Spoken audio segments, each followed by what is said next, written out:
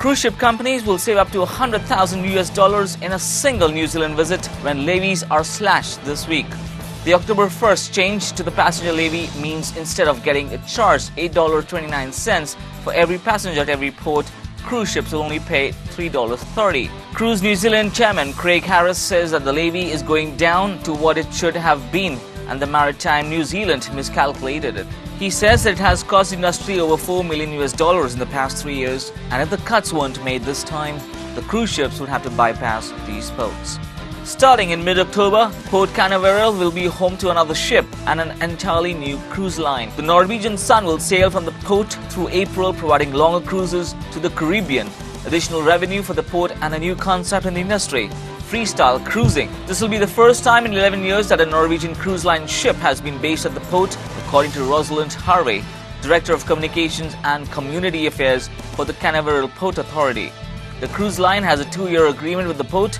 It's an expansion of the partnership between the port and Norwegian, which has found success at Port Canaveral and its port of call business, Harvey said. That's when the ships make a day-long stop but do not take on new passengers. Moving on, the world's biggest cruise ship, Allure, is having its finishing touches put on before its maiden voyage in December.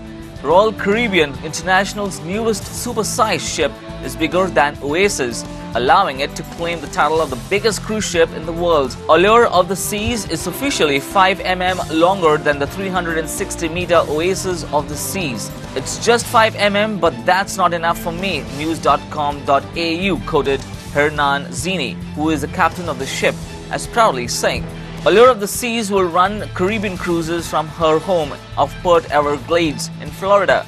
She will have 16 decks, be 64 meters wide, encompasses 225,282 gross registered tons, and feature 2,700 staterooms, 46 of which will be wheelchair accessible.